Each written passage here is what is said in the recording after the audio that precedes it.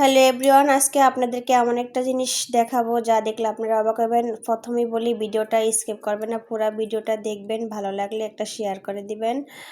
তো এখানে হচ্ছে পল্লী বিদ্যুৎ স্ট্যান্ডের সাথে এটা একটা রেস্টুরেন্ট। এইখানে এটার ভিতরে মনে করেন সব ধরনের খাবার পাওয়া যায়। আপনি যে কোনো ধরনের খাবার খাওয়ার ইচ্ছা, আপনি একদম জুস মানে ফ্রুট জুস যে কোনো ধরনের খাবার এখানে পাবেন। তো আমি একটা এখান থেকে পিৎজা নিলাম। আমার কয়েকদিন ধরে একটা পিৎজা খেতে খুব ইচ্ছা করে, তো এখানে একটু অল্প প্রাইজের ভিতরে আমি পিৎজাটা নিয়েছি, ছোট সাইজ। আপনারাও চাইলে আমার মতন এরকম অল্প প্রাইজের ভিতরে পিৎজা নিতে পারেন।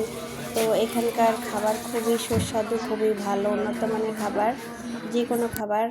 তো ভাইয়াটা আমাকে পিৎজাটা রেডি করতে যা যা মানে প্রয়োজন সব কিছু দিয়ে আমাকে পিৎজাটা বানিয়ে দিতেছে। তো অলরেডি একটা এখানে তৈরি করা আছে, বাট ওটা আমি নিই না, আমি নতুন করে বানিয়ে নিতেছি।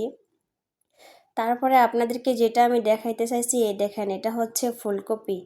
মনে করেন কি বলবো, এখন মানে বর্তমানে যে কত কিছু দেখি, ফুলকপির কালার হলুদ, মনে করেন তরকারিতে আর হলুদ দিতে হবে না মনে হয়, এরকম অবস্থা। আমি তো দেখে পুরো অবাক।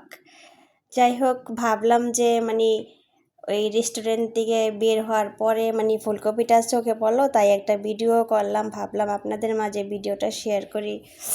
আমার মতন কি আপনারা নতুন এই হলুদ কালার ফুলকপি দেখলেন নাকি? তা আসলে আমার কাছে সব মিলে সাদাটাই ভালো লাগে, ছোটোবেলা থেকে যেটা খাইয়ে অভ্যাস হয়েছে ওটাই, তাছাড়া আর কোনো কিছু ভালো লাগে না, যত কালারে বের হোক। তারপরে এখানে আমাদের বাসার একটা ছাদে লাউ গাছ, খুবই সুন্দর। এই লাউ গাছটার ভিডিও আমি আরও দিয়েছি, খুবই সুন্দর লাগে লাউ গাছটা।